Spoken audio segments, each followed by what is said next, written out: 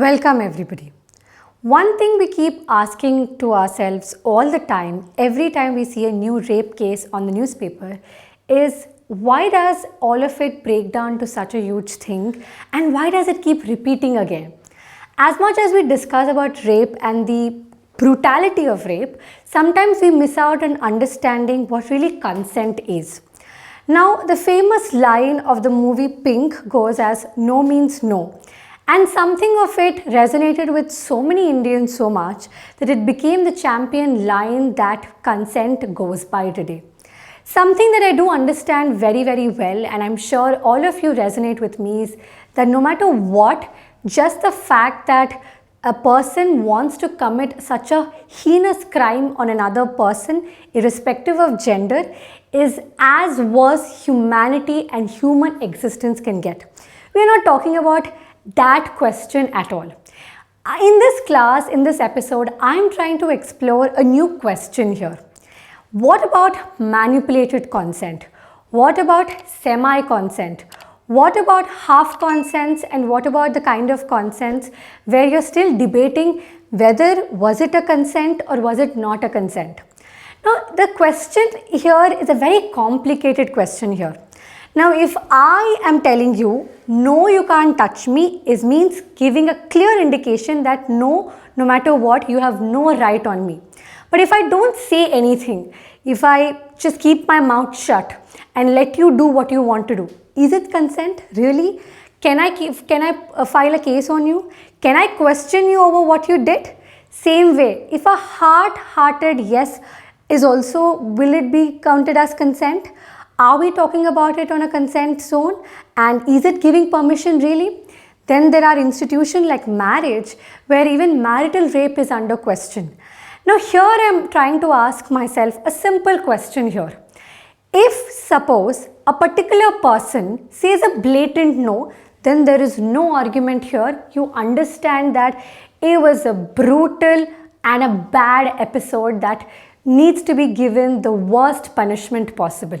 But I'm trying to ask myself, is it really, is the world really black or white? Is it really that either there is a yes or either there is a no? There are so many layers to this same story. In fact, a recent survey also said that most cases which are under rape, obviously we're not talking about the kind of rapes, whether it is the Nirbhaya zone or the other kind of zones. We are talking about rapes which one party contests it to be a rape and the other party believes that he or she received consent. Now, in this case, you're usually talking about rape on a woman, because it usually is the case where a woman undergoes something that brutal on herself that a man is committing to her. We're not generalizing, but that is the fact here.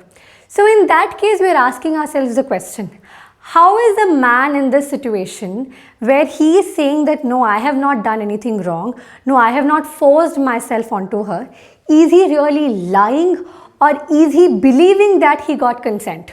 Same way from a woman's perspective. If a woman is saying that no, I did not give him consent, but he believed that he got consent and somehow I was pressured into having some kind of a physical relationship with him. This is a very, very complicated case. Now, a lot of times it is said that truth is never really a reality, it is just a perspective. Now, I'm trying to examine the same thing in a very, very normal and objective sense. If a man is saying, and let us assume that he has the best sense of character, and let us assume that he's got really something which is a good code of conduct over the years, which is developed in school and college, and every friend of his and every teacher of his, every family friend of his is giving testimonial to the fact that he's a great guy. Now, having said that, here comes a question. Is it really possible that a woman might not give consent, but a man assumes that she is given consent? Now, here is a very, very complicated question. In today's generation of all kind of hookups and other culture existing in our society, we are constantly asking ourselves the question, what really is consent?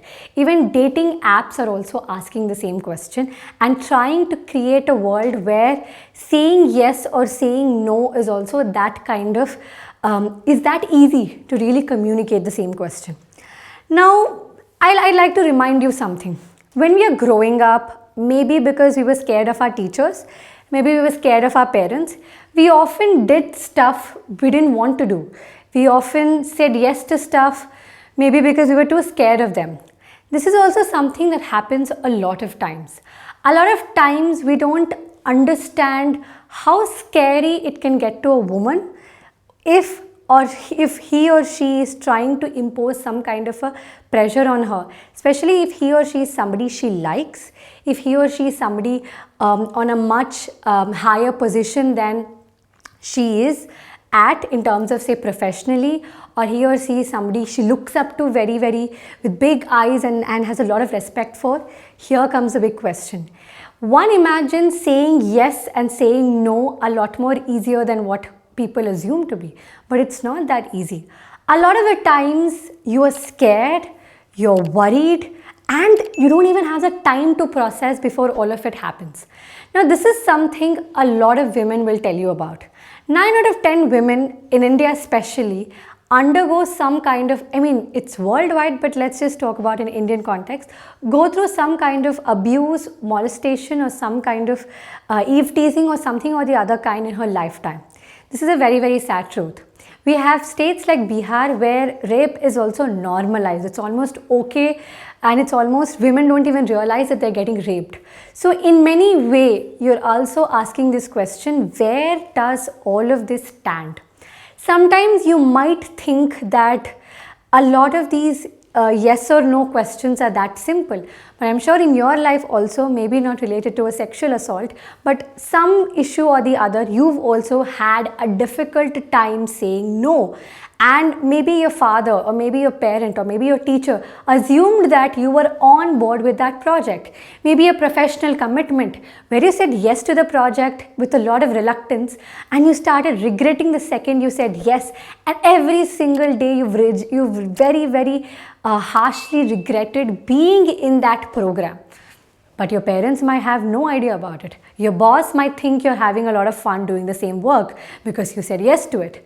So in many ways, the fact is that we have created a culture where almost saying no has become a difficult job.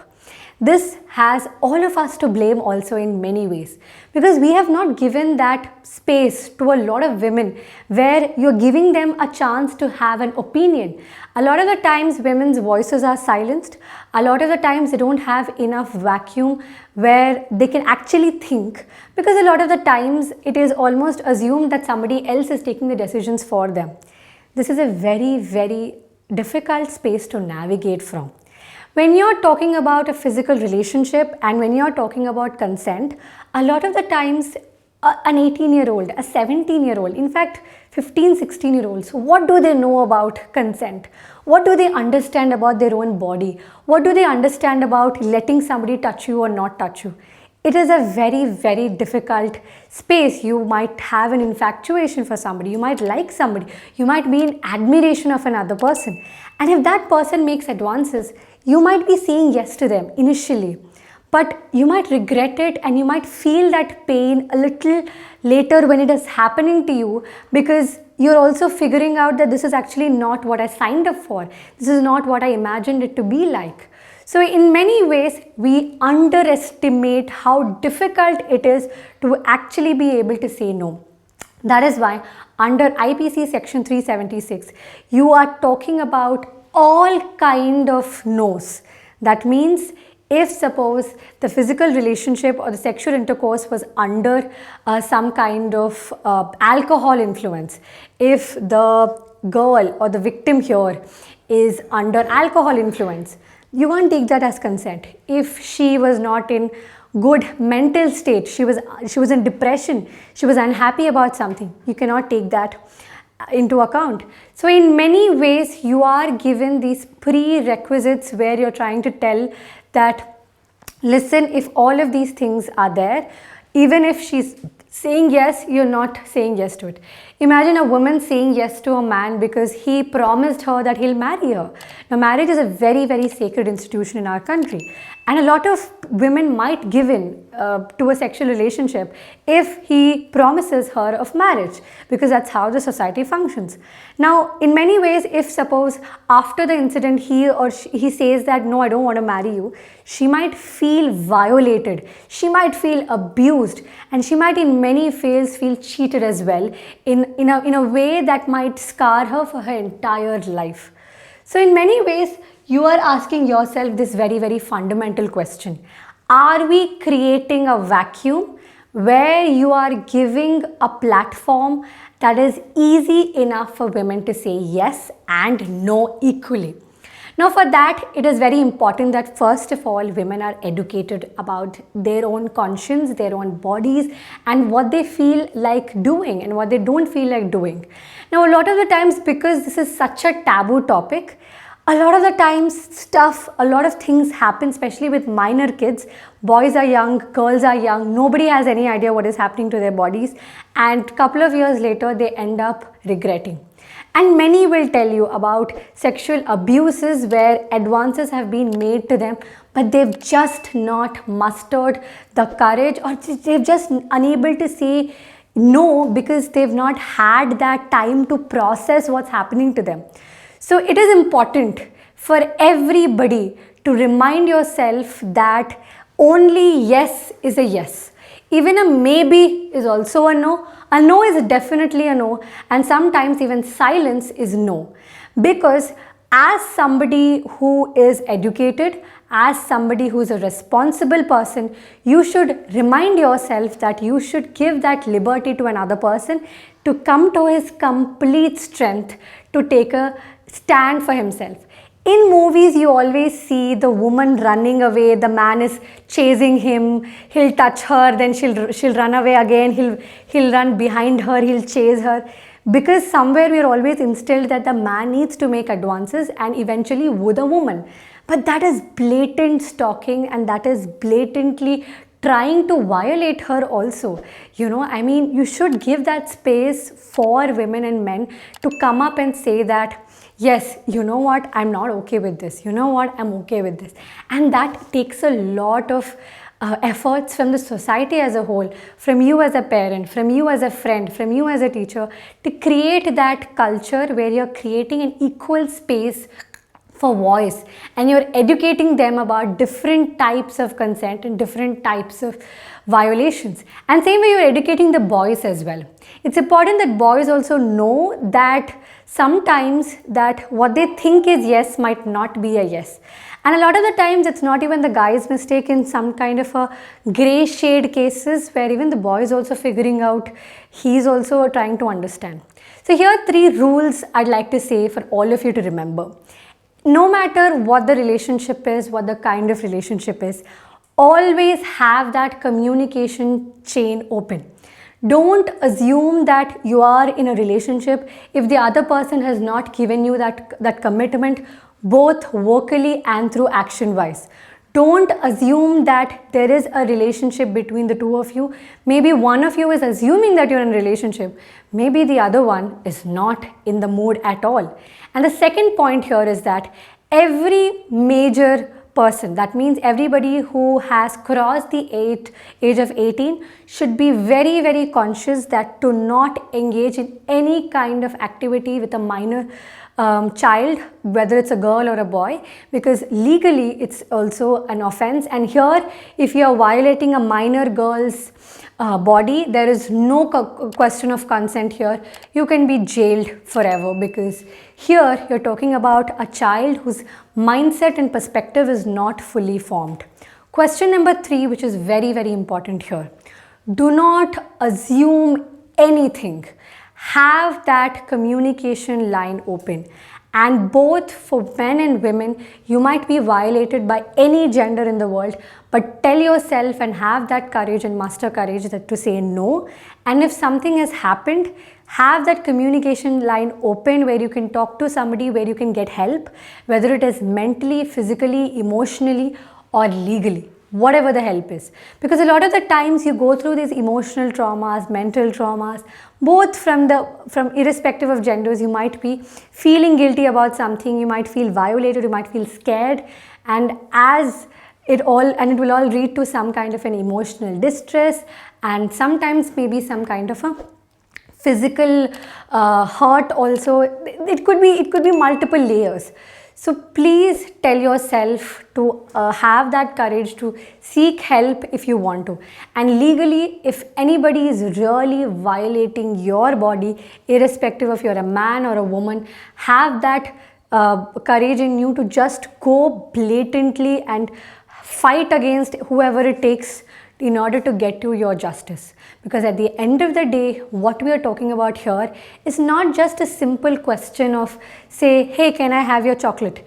It is a lot more bigger and fundamental to all our existence. So, and that's why I want to conclude this chapter and this episode on a note which is, I don't want to make it sound dull, or I don't want to make it sound as unhappy or depressing. I want to teach you and I want to empower you to have that courage to say no and to create that vacuum where we are creating more people to say no. Right, that's all for today.